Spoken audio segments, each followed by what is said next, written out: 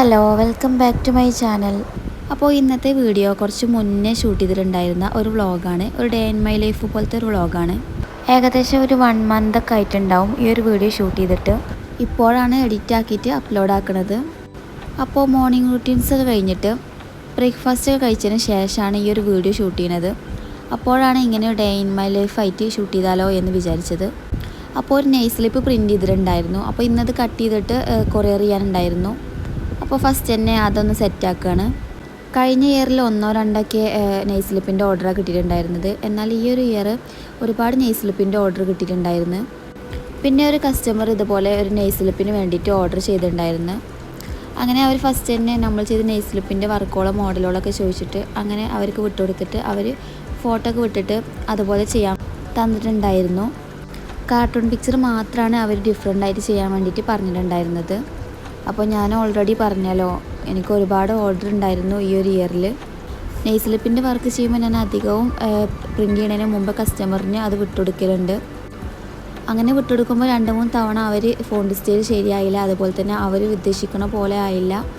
അങ്ങനെയൊക്കെ പറയുമ്പോഴും അവർക്ക് ഓരോന്ന് എഡിറ്റ് ആക്കിയിട്ട് വിട്ടുകൊടുക്കുമ്പോഴും അവർ വീണ്ടും എഡിറ്റ് ചെയ്ത് ശരിയായില്ല എന്ന് പറഞ്ഞിട്ട് അവസാനം അവർ ഉദ്ദേശിച്ച പോലെ ആയില്ല എന്ന് പറഞ്ഞിട്ട് അവർ ബ്ലോക്കാക്കി പോയി. ഞാനിതിവിടെ പറയാൻ കാരണം നമ്മൾ ഒരുപാട് എഫേർട്ട് എടുത്തിട്ടാണ് ഇങ്ങനെ എഡിറ്റ് ആക്കുന്നത്. പ്രത്യേകിച്ച് നെയിൽ സ്ലിപ്പൊക്കെ എന്തെങ്കിലും സ്പെല്ലിംഗ് മിസ്റ്റേക്കൊക്കെ നെയിമിൽ വന്നിട്ടുണ്ടെങ്കിൽ തന്നെ നമ്മൾ പിന്നെ പ്രിൻ്റ് എടുത്ത് കഴിഞ്ഞിട്ടുണ്ടെങ്കിൽ പിന്നെ വീണ്ടും നമ്മളത് പിന്നെയും പ്രിൻ്റ് എടുക്കേണ്ടി വരും. അതുകൊണ്ടാണ് കസ്റ്റമറിന് എഡിറ്റ് ആക്കിയ ടൈമിൽ തന്നെ വിട്ടെടുക്കുന്നതും. പിന്നെ നമ്മളത് അത്രയും എഫേർട്ട് എടുത്തിട്ടും ടൈം സ്പെൻഡ് ചെയ്തിട്ടൊക്കെയാണ് അത് എഡിറ്റ് ആക്കുന്നത്.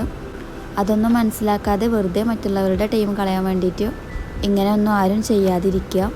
ഞാൻ ഈ ഒരു ക്രാഫ്റ്റ് ഫീൽഡിലേക്ക് വന്നിട്ട് ഇപ്പോൾ 2 ഇയറായി. അപ്പോൾ ഫസ്റ്റ് ടൈമാണ് ഇങ്ങനൊരു അനുഭവം ഉണ്ടായത്. അതുകൊണ്ടാണ് ഞാനിവിടെ പറഞ്ഞത്. പിന്നെ ഈ നെയിൽ സ്ലിപ്പിൻ്റെ വീഡിയോ കാണുമ്പോൾ നിങ്ങൾക്ക് ബോറടിക്കണ്ടെന്ന് കരുതിയിട്ടാണ് ഞാൻ ഈ ഒരു കാര്യം പറഞ്ഞത്. മ്യൂസിക് ആഡായിട്ട് വരുമ്പോൾ നിങ്ങൾക്ക് എന്തായാലും കാണാൻ ഇൻട്രസ്റ്റ് ഉണ്ടാവില്ല. അപ്പോൾ അങ്ങനെ ലഞ്ചിന് ബീഫ് ബിരിയാണി ആക്കാമെന്ന് കരുതിയിട്ട് അതിലേക്ക് സവാള ഒക്കെ കട്ട് ചെയ്യാണ്. പിന്നെ ഞാൻ ഈ ഒരു ബീഫ് ബിരിയാണിയുടെ റെസിപ്പി മുന്നേ അപ്ലോഡ് ആക്കിയിട്ടുണ്ട്. അപ്പോൾ അത് കാണാത്തവരുണ്ടെങ്കിൽ ഞാൻ ലിങ്ക് കമൻറ്റ് ബോക്സിൽ കൊടുക്കാം.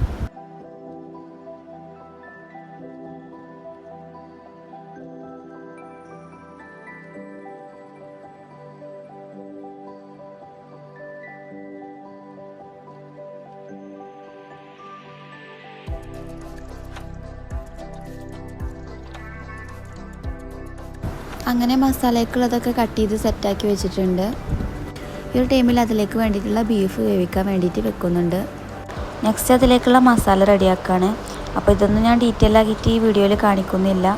ഓൾറെഡി ഞാൻ അതിൻ്റെ റെസിപ്പി ചെയ്തിട്ടുണ്ടല്ലോ, അതുകൊണ്ടാണ് ഡീറ്റെയിൽ ആയി കാണിക്കാത്തത്.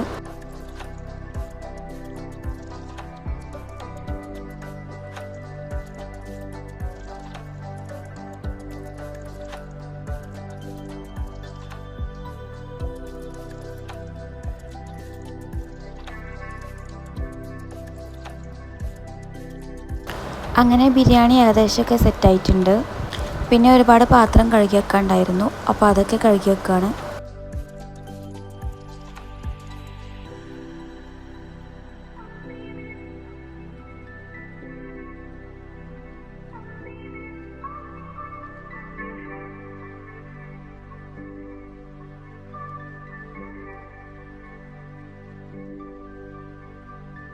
അപ്പോൾ ബിരിയാണി അങ്ങനെ അവിടെ ദമ്മിട്ട് വെച്ചിട്ടുണ്ടായിരുന്നു. അപ്പോൾ ആ ഒരു ടൈമിൽ 2 ഫ്രെയിമിൻ്റെ വർക്ക് ചെയ്യാനുണ്ടായിരുന്നു. അപ്പോൾ ഒരു ഫ്രെയിം ഇവിടെ മേലാറ്റൂർ അങ്ങനെ ഇവിടെ കൊറിയർ ചെയ്യാനായിരുന്നു. പിന്നെ ഒരു ഫ്രെയിം ഇവിടെ അടുത്ത് തന്നെ തന്നിട്ടുണ്ടായിരുന്നത്. പിന്നെ ഈ ഒരു ഫ്രെയിം ഞാൻ കൊറിയർ ചെയ്യാനുണ്ടെന്ന് പറഞ്ഞിട്ടുണ്ടായിരുന്നല്ലോ.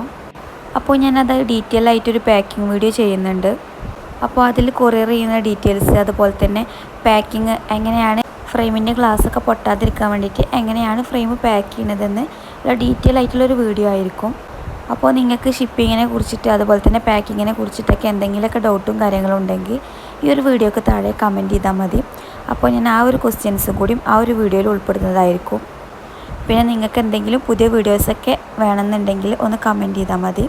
പിന്നെ ഈ ഫ്രെയിം ബേക്ക് ചെയ്യണത് ഞാൻ ഡീറ്റെയിൽ ആയിട്ട് വീഡിയോയിൽ കാണിക്കുന്നില്ല. അപ്പോൾ ഫ്രെയിമിൽ നിന്ന് ഗ്ലാസ്സൊക്കെ എടുക്കുമ്പോൾ നല്ല ശ്രദ്ധിച്ചിട്ട് വേണം എടുക്കാൻ.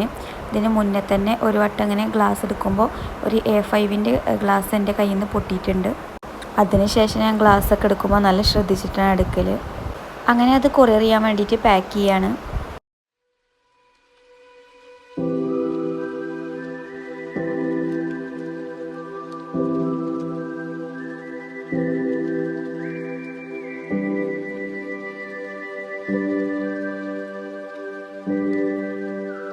പിന്നെ അതൊക്കെ കഴിഞ്ഞ് ഫുഡൊക്കെ കഴിച്ച് പിന്നെ വീഡിയോസൊന്നും എടുത്തിട്ടുണ്ടായിരുന്നില്ല കേട്ടോ കാര്യമായിട്ട്. കാരണം ഈവനിങ് നല്ല മഴ കാരണം വീഡിയോസൊന്നും കാര്യമായിട്ട് എടുത്തില്ല. അപ്പോൾ നിങ്ങളാരെങ്കിലും ഈ വീഡിയോ ആദ്യമായിട്ടാണ് കാണുന്നതെങ്കിൽ ഒന്ന് സബ്സ്ക്രൈബ് ചെയ്യണം. അതുപോലെ തന്നെ ലൈക്ക് ചെയ്യാനും ഷെയർ ചെയ്യാനും ഒന്നും മറക്കരുത്. പിന്നെ നിങ്ങളുടെ അഭിപ്രായങ്ങളൊക്കെ കമൻറ്റ് ബോക്സിൽ കമൻറ്റ് ചെയ്യുക.